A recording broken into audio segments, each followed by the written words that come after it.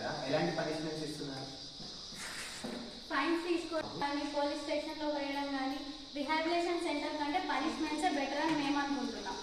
से अच्छा रिहैबिलिटेशन है, उनको काउंसलिंग देके ड्रग से बाहर निकालते और गांजे से और सिगरेट से, तंबाकू से కౌన్సిలింగ్ ఇచ్చిన రోజులు బాగుంటారు. మళ్ళీ కౌన్సిలింగ్ నుంచి బయట కాగానే మళ్ళీ నార్మల్గా అన్నిటికీ అలవాటు. పనిష్మెంట్ కూడా అంతే, పనిష్మెంట్ ఇచ్చిన రోజులు బాగుంటారు, తర్వాత దాని నుంచి బయటకు వచ్చినాక మళ్ళీ డ్రగ్స్కే అడిక్ట్ అయిపోతారు. ఇచ్చిన రోజులు అంటే వింటారు, తర్వాత ఏం చేస్తే నార్మల్గా మళ్ళీ స్టార్ట్ చేస్తారు. అదే పనిష్మెంట్ ఇచ్చినప్పుడు ఏమైందంటే అందరి ముందర పనిష్ చేసినప్పుడు ఇన్సల్ట్గా ఫీల్ అయ్యి మానుకోవడానికి అట్లీస్ట్ వాళ్ళు ట్రై చేస్తారు. వాళ్ళు అలా పని చేసినప్పుడు అవహేళనగా ఫీల్ అయ్యి ఆత్మహత్య చేసుకోవడం జరుగుతుంది కదా. అట్లా ఏదైనా ఫీల్ అయినా చనిపోయిన వాళ్ళకంటే మాదక ద్రవ్యాలు తీసుకొని చనిపోయిన వాళ్ళే ఎక్కువ ఉన్నారు. పనిష్మెంట్ చేస్తే మారుతారని మీరు అంటున్నారు, మరి యువత ఇంకా దానికి అడిక్ట్ అవుతున్నారు. వాళ్ళు స్ట్రెస్ వల్ల కానీ, వేరే వాళ్ళని చూసి నేర్చుకోవడం వల్ల కానీ దానికి అడిక్ట్ అవుతున్నారు.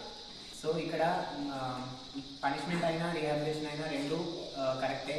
ఫస్ట్ మన మైండ్లో మార్పు రావాలి, మనలో మార్పు వస్తేనే మనం సరిగ్గా ఉండగలుగుతాం. డ్రగ్స్ వల్ల మనకి ఏం లాభం లేదు. హెల్త్ అండ్ వెల్త్ రెండు పాడవుతున్నాయి. మన ఫ్యామిలీస్ కూడా దీనివల్ల ఇబ్బందిగా ఫీల్ అవుతుంది.